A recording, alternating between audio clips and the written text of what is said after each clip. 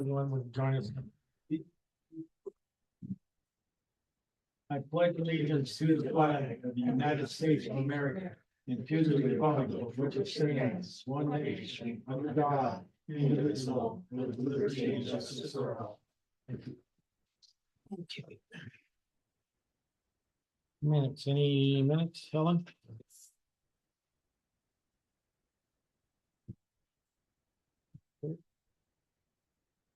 Okay, this is a commissioner's minutes, dated January 13th, 2026. I would entertain a motion. Second. Okay, any other discussion? If not, all those in favor? Aye. Okay, any reports We got other the than treasurer's report. treasurer's report? If you would show that as such, please. Correspondence, I have none.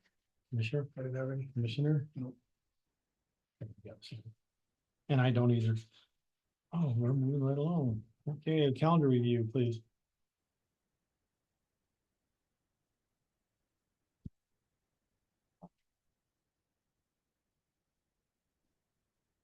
Okay, tonight is the Boulder City Council at 6:30 and the Whitehall Town Council at 7. And DOI task force at 5.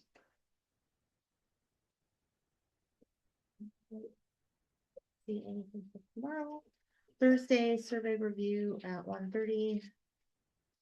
And RMDC or directors at 3:30? I thought it was at 3. I think it's a 3, yeah. Okay. Commissioner Haggerty's Friday.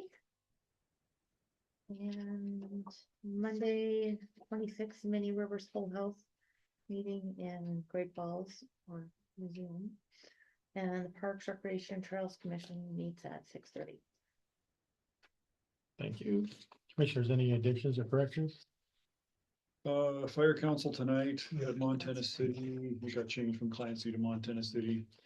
Okay, tomorrow afternoon is JLDC out at the fairgrounds. I think that starts at 1 o'clock. I got another short meeting with Doug at 3 o'clock tomorrow, with St. Pete's. We're trying to figure out the ambulance service, if we need contracts with St. Pete's or if we don't need contracts, or what kind of service we get with or without contracts. So working through that quagmire. And I think that's all I heard to add, Mr. Chairman. Okay, sir, thank you. Okay, commission reports. I'll go ahead and start out on that. Okay. As of last week, last Tuesday, we had the weed board meeting. Pretty much what they did there was they hired the same person to do the whole county for weed spraying this upcoming summer. And then they're working on getting applicants from AmeriCorps for this upcoming season. And then the road department from last week. I'm gonna read this pretty much verbatim. So with, they plan on replacing a failing culvert on Spackman Road in Whitehall near the MDT shop. And they're making plans to perform work to move forward on the McCarty Creek reroute plans, including closing the damaged section of trail. And they're basically battling ice on some or more remote roads such as Basin Creek, which will persist until there is a change in weather or it finally melts off. And then basically the Montana City crew is going to be helping with the Whitehall crew down there in terms of this culvert. So that's what took place this last week with the bridge. And then library board, that was last Thursday. They talked about, which we're now doing too, is the electronic claims that are forthcoming for them to be doing. And the new setting for the per diem rates and mileage claim. And then moving along, as for today, we met with the treasurer and pretty much learned that the Ash Grove contested their 2024 taxes. And after the Department of Revenue review, they are having some of the money, the tax money reimbursed. And that's all I have. I don't have anything, Chairman. Okay, thanks, sir. Commissioner Kirsch. All right, after our commission meeting last week, we had a quick meeting with the board of the Elkhorn Health Center down here, the Medical Boulder Center. Clinic. And we discussed the still the possibility of the county taking over that building and what we need to see there. And it looks like we're to the point we have to get a appraisal done and then also looking at a building inspection. So it doesn't look like the the title was encumbered at all, so there was no title, what do they call that, Restriction. restrictions, yeah, that's a good, no title restrictions on the title, so we thought for sure it would be a health thing restriction, but.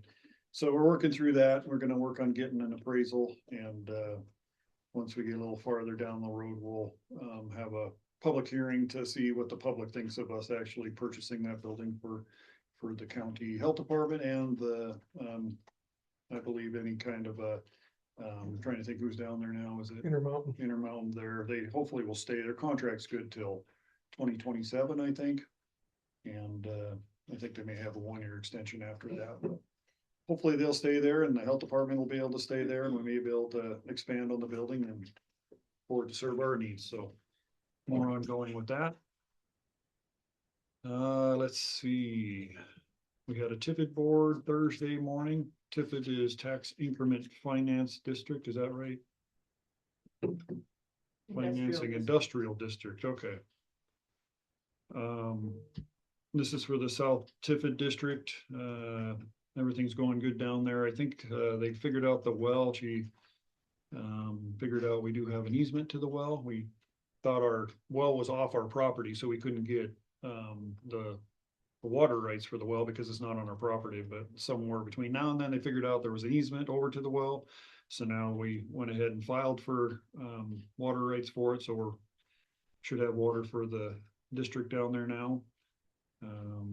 Looks like Corey Clappin was hired to replace Ron for kind of the maintenance needs in the district down there. I think Ron was ready to retire from that. All the warehouses are full, being rented. And I think, we've got some revolving loan funding within that tippet that we need to figure out how to use, and we're gonna get with Headwaters, RC&D and Butte, because they do that type of financing for people, if we can have them figure out a program for us to be able to use that money for financing for anybody that wants to go into that tippet. It's usually bridge financing if they want to make some kind of a business and they can borrow 90% from the bank with that 10% gap. This type of funding would get them there, so. All right, anything else? I think that was about all I have. Yep, I think that's all I have, Mr. Chairman. Thank you, Commissioner, and you don't have anything, so, okay, we're gonna move into, give me opportunity for public comment. This is now the opportunity for anyone that wishes to speak, without it being on the agenda, therefore we cannot take any action at this time, but I would ask that you identify yourself prior to speaking. Is there anyone that has anything for public comment at this point? Richard?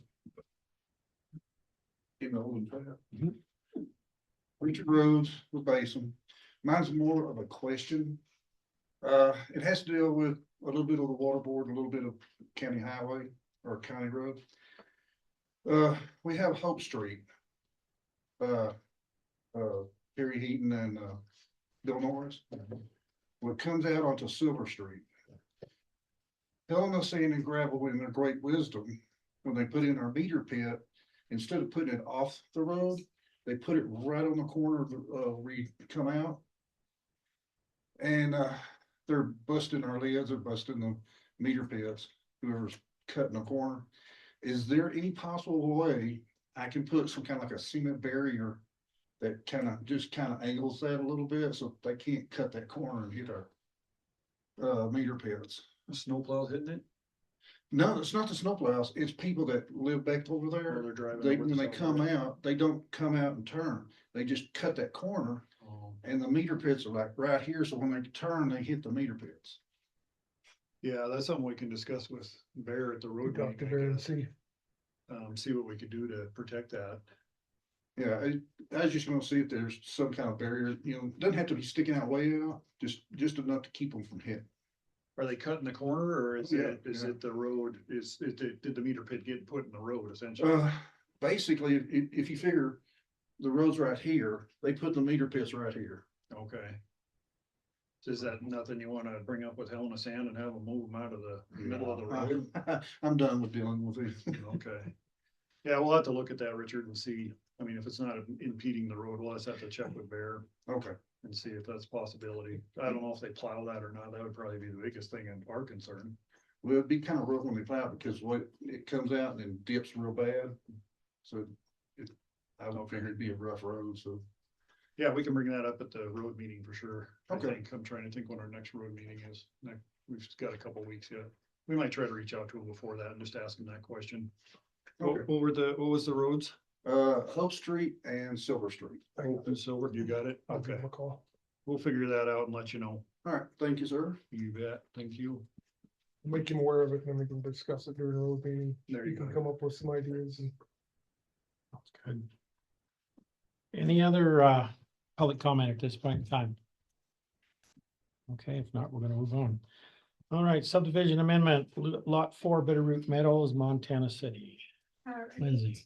Mr. Price, reached out to us. He's the superintendent of Sierra Custom Homes, and he is trying to build or working on a home up there. The original driveway approval is in the middle of the lot. These people want to do their house with a garage where they can pull their RV through. So they are requesting to move the original driveway up to the north and then add an additional approach down the bottom. So they can just drive, it's a RV or mobile, so it's 60 foot. So getting it in and out is pretty hard for them. So they want to be able to drive through. Based on the review, we don't see any impacts it would have on health and safety to any of the services provided. They do have the original driveway that goes up through there. If you wish to approve the request, there are findings and conditions that would support the approval as well. I don't have it in front of me, that one, because it was last time. How many conditions are there? Or is this it? Oh, okay, just one sec. He has there's pictures and the drawing and the. Right, I saw that. Okay, thanks. Any questions, commissioners? I'm assuming it's legal for them to have approaches Yeah, on the road, just have to go through this process to Yeah. do that. it's just the amendment because the original subdivision approval, the driveway was in the middle. And this one, he wants to move it up and they add the other one. And this is a subdivision road that doesn't get a whole lot of traffic on it either. Right. Is this subdivision in preliminary right now? Is that, No. or No, it's already Oh, been? yeah. Done. It's fine. Okay, gotcha. One behind Gannon's. Most And of we've it. had to do one for another lot that's out there where where the driveway just wasn't in a good area. And so we've done that for another lot right above them. So do they have to get an encroachment permit from our road department? No, so who Nobody makes sure, issues encroachment permit. who makes sure that gets put in correctly? There, it's up to It's them up to to them. follow Yeah. the subdivision approval and their The covenant. guidelines, okay. And he did talk to Bear already, actually thinking he needed to do, and Bear's the one that sent him to us, so Bear Okay. has seen it. Yeah, that's kind of a gray area, I guess, if our road department isn't involved with something like this, they could put in anything and. who's Well, gonna- and they have the subdivision approval, and so that's what we're having to change it to, and they'll still have to meet the road standards, and they have covenants on the land Okay. too. So it's up to their neighbor if it's not installed right to tell them. Yeah. You need to fix this, I guess, okay. All right, that was the only question I had. Okay, sir. Any other questions, gentlemen? Nope. Okay, I would entertain a motion then. I would make a motion, Mr. Chairman, that we approve subdivision amendment lot 4 Bitterroot Meadows in Montana City with the findings and conditions. I'll second that motion, Mr. Chairman. Okay, any other discussion? If not, all those in favor? Aye. Okay, motion carried. Okay. Boundary line adjustment, lots 19, 20, and 21, Saddle Mountain Estates, the third, I guess, 3 separate states, 3. This is a boundary line adjustment for, lots 19, 20, and 21. They just are asking to have better use of the land. As you guys can see in the drawing, or in my report, it's a simple, there's not a lot changing throughout it. They're just wanting to move a couple boundaries, I think, for one of the houses there, just to make sure that they're meeting their setbacks as well. And there are findings of conditions in there to support the approval if you guys wish to approve of it.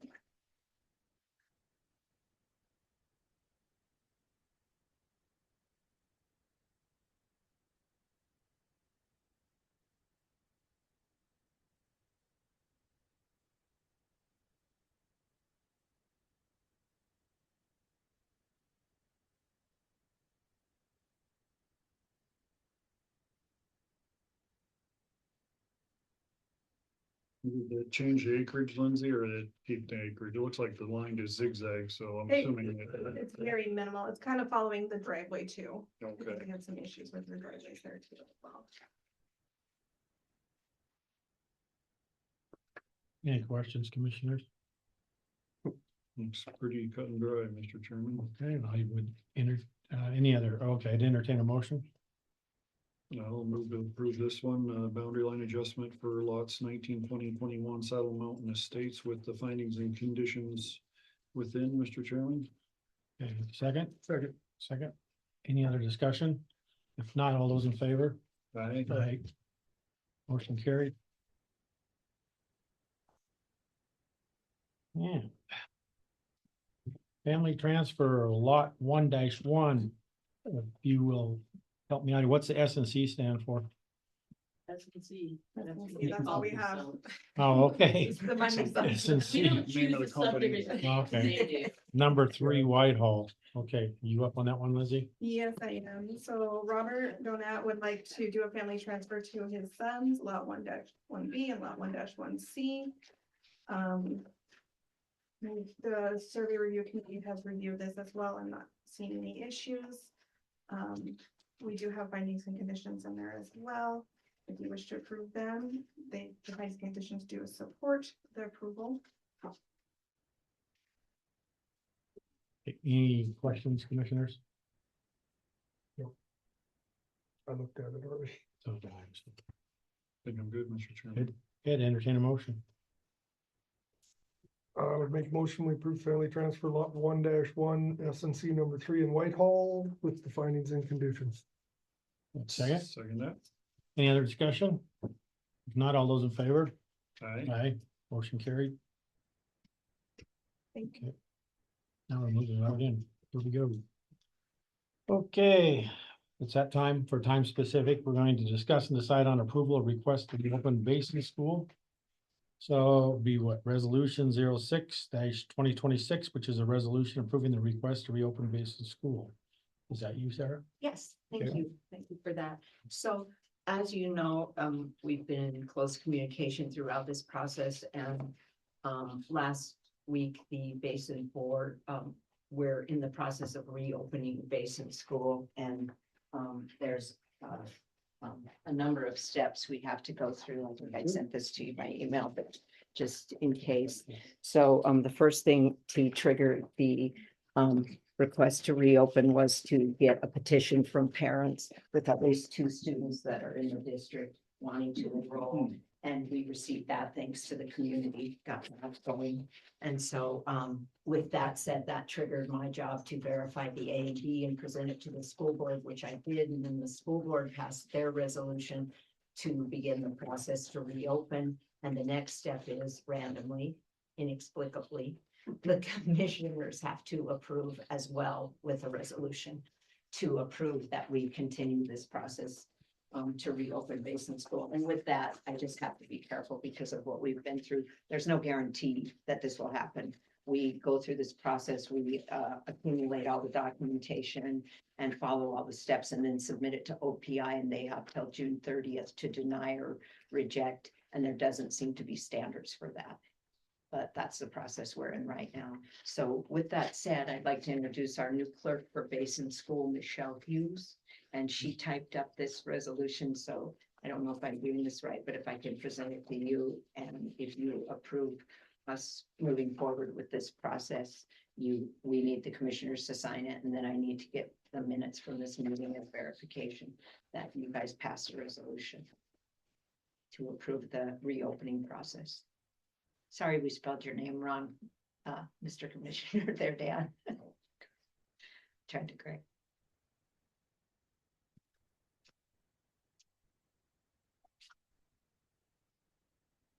All due respect, Sarah, I would ask that, Councilman Haddon, have you had a chance to look at this at all? Yes, and I mean, it sounds to me as if this is just some, I would almost go as far as saying arbitrary requirement by OPI that the county go through. The county had absolutely zero involvement in the closure of that school. We don't have any involvement with running the school. It has its own board of trustees. It gets its own financing through taxation. I don't know why we have to sign it. I don't see, there's no downside to not signing it. But it just seems, like I say, it seems like some of a requirement that was just thrown in there because somebody thought it sounded good. Is this one of the requirements on there? Yes, Yeah. yes. That's what I wonder. That's what I thought. I just wanna make sure. Oh, I never. checked. Documentation required, county superintendent approval, parents petition. The county superintendent approval, official letterhead, a document including a copy of the Board of County Commissioners approval of the school opening, parents petition to the district, approval of the trustees of the district to reopen it, and my estimate of the probable A and B, which stands for average number belonging, which is how we're funded up there. That just means number of students we anticipate because we get money from the state for each student, which is approximately $6,000 per student. So right now, if with 2 students would generate 12,000 in A and B, then I have to attach a map, then I have to give evidence of my contact with the OPI school accreditation team. Those next things don't apply because that doesn't apply to us. And then I have to include some maps. And we're just trying to get this done in as timely a manner as possible. My hope is that OPI will look at it and make sure to give us a second chance if we've done something incorrectly, because as you can see, this is kind of an arbitrary process. So we're trying to dot our i's and cross our t's and make sure we meet all OPI's requirement before I submit that final packet for documentation. So this is the primary to get the ball rolling, so to Yeah. speak. Thank you. Literally, there are boxes and we are checking them on this form. Yeah, Gotta follow the rules. trying.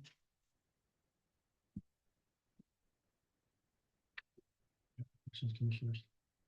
I don't Not, think I would so. We've open it got- to anyone else here that has a question. We've got a couple of the board members on in person here if they wanted to say anything. I don't know if you guys have anything for the board or Please. please. Steve, I'm assuming we could go ahead and pass this and maybe have Helen reformat it with our resolution number on it. Doesn't even have, or you've already got it. No, that was quick. That was fast. Yeah. You got it. Okay, perfect. This one doesn't even have a Oh, it resolution doesn't even number, have so it that's on there. perfect. That's what I was thinking we would need. So Okay, disregard. Thank you, Helen. wow. Pays to stay in touch with you, doesn't it? Do you have any other questions, commissioners? You might just read that out loud. so Okay, I'll read it all everyone out. can hear it. as It's is. short and Yes, so sweet. it's resolution 06-2026, which is a resolution approving the request to reopen Basin School. Whereas Basin Schools District 5 currently has 2 enrollment forms for students per Montana Code Annotated 20-6-502. And whereas Basin School District 5 school board members have passed a resolution to reopen. Now therefore be it resolved that the Basin School District 5 Jefferson County Commissioners officially passes this resolution to reopen Basin School District 5. Approved by the Jefferson County Commissioners, Jefferson County, Montana, at the regular open public meeting thereof held this 20th day of January 2026. So anyone have any questions in regard to that? That's the formalities, so. I just want to say thank you to Sarah and the board members for trying to keep this thing live. It was kind of an up and down process, I know, and hopefully we can get to the end of this. When would you start school? Would it be next spring or Next fall. next fall? So Yeah, fall because of as I 20 said, 26. OPI will not act on this, give us permission. Let us even know if they accept this, our request until June 30th. till June. 31st. They have Okay. till that. I don't know. There's nothing precluding them from doing it sooner if we get our ducks in a row, which would be Okay. our wish, but that's where we're at with that deadline.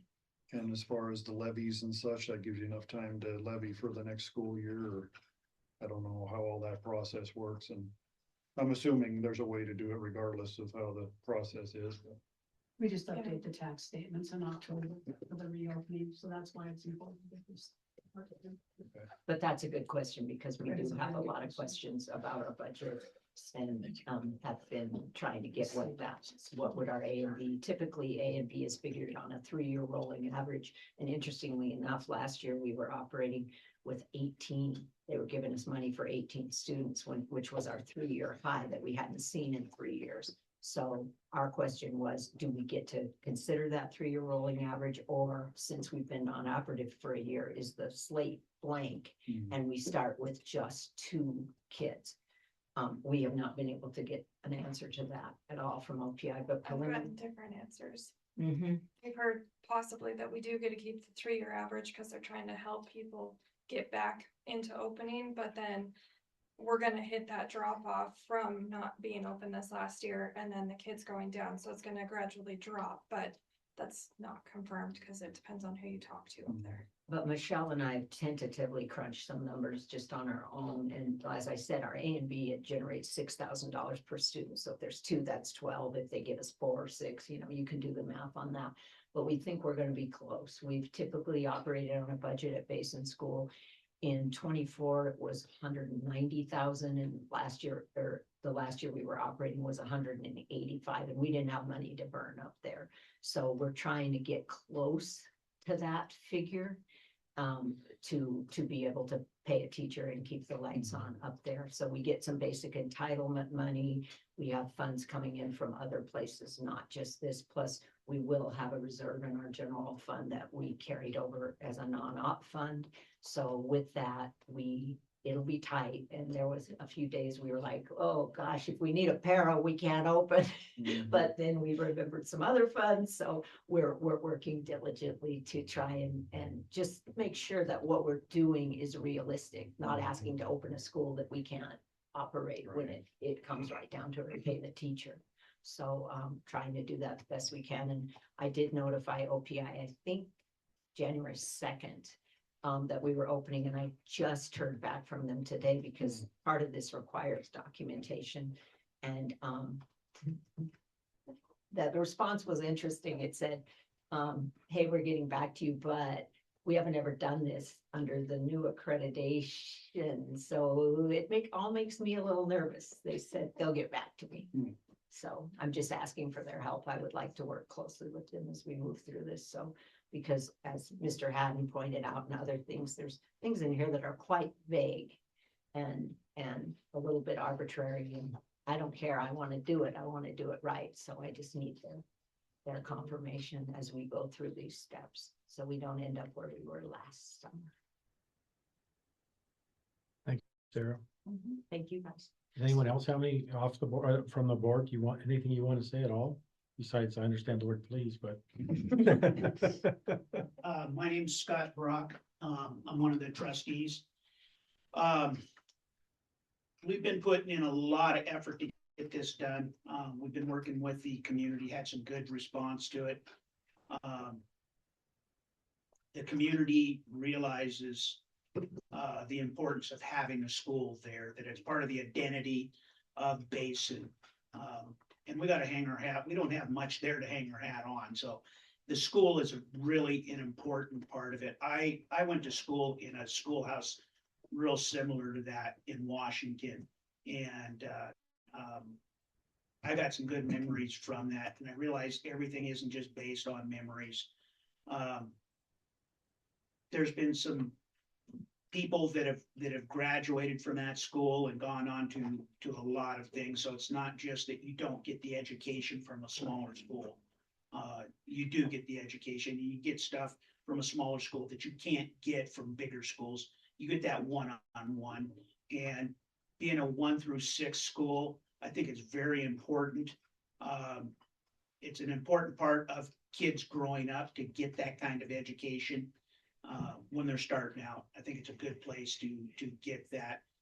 It can be building blocks for later on. This is a very important issue for us, and we would greatly appreciate your help on this matter. Thank you, sir. Anyone else? I just want to say one more time Yes, how ma'am. tenuous this all is, because I just don't want to be where I was last summer looking like a liar.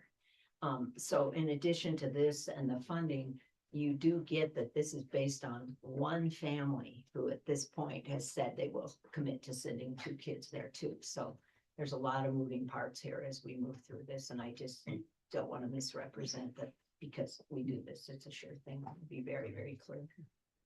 And then we need to find a teacher, and if we really have to wait to find out till we're reopening until June 31st, we've got some hurdles. So is that what you'd be waiting on then? If we went ahead and forward this on and signed it, that's what you'd be waiting for to move forward from OSI or OPI? We would move forward no matter Oh, okay. what, with fingers crossed hard. Yeah, we'll move forward no matter what with best of hopes. There's a lot of, and like Sarah said, a lot of intricate parts that are gonna be connecting that we have to start the process, cause they're very long processes, like the funding with OPI and all the emails, the back and forth, it's a long process regardless. But this is clearly, I work at the direction of the board, and when they pass the resolution to reopen, this is my job then to move through this process. Thank you. Commissioners, do you have anything else? I do not. I don't, Okay. All right, right now I have in front of me resolution 06-2026, which is a resolution approving the request to reopen a basin or reopen basin school. I would entertain a motion. So moved, Mr. Chairman. I have a Motion to a approve. motion, thank you, to approve. Do I have a second? now you have a second. Thank you. Echo. All right, any other discussion? If not, all those in favor? Aye. Motion carried. You're on a start. Go ahead.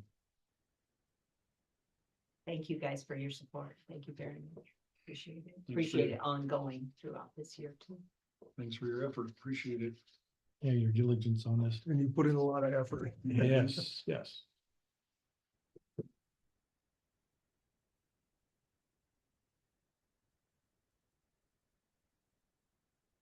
Okay. Now we got one more. Probably Doug. Discuss and decide on signing the state/county cooperative fire protection agreement. Doug. Sir. I'll just get up and stand. I talk better that way anyway. Mr. Chairman, Commissioners, thank you. So before you for consideration is the State County Cooperative Fire Protection Agreement. This is an agreement that's between each county and Montana DNRC, and it specifically provides the opportunity for local fire districts to partner with Montana DNRC to bring fire equipment into their districts. We currently have every fire district or service area in the county currently has at least one, some have multiple of this county co-op equipment, which is a huge advantage for fire districts. Obviously saves money and it helps the state because it enables quicker response. So the last time this agreement was signed was 2015. They did update some language, and so they wanted to get that done for this upcoming season, and they hope to have this as more of a regular process. We've discussed some of this with Mr. Haddon with regard to some of the details. There's gonna be a little bit of more paperwork that I think we need to complete with each of the fire districts as an agreement between the county and the districts because of some of the language in here. But this is a critical document for us to maintain that equipment that is still in place. So with that, if I would entertain any questions that you may have, or hearing none, I would strongly suggest adoption. So this keeps all the equipment that's there now Correct. in place, and then the possibility for more equipment in the future if needed. That is correct. Yep. You have any questions? Appreciate it, Doug. Yeah, this is an update that's probably been necessary for a while and puts a little bit more of a liability on the county, but I think we can mitigate that with some agreements between us and the fire districts and keep the program going, because it's a very nice program to have that state equipment sitting around the county for sure. Is that the contract? It is. I don't know if you guys had one or if you. No, We don't. we don't. We're not that prepared. That's, there are some blanks to fill in. So gentlemen don't, or commissioners don't have any other questions? Okay, I'd entertain a motion then in regards to acceptance. I move we sign the State County Cooperative Fire Protection Agreement, Mr. Chairman. Okay, I have a motion to accept. Second. Second, any other discussion? If not, all those in favor? Aye. Aye. Aye. Okay. Thank you, Doug. Thank you very much. That's all we've got, right? Yep. Okay, there's nothing else on the agenda, so we're gonna be adjourned. Doug, do you remember a long time ago you had me sign a contract?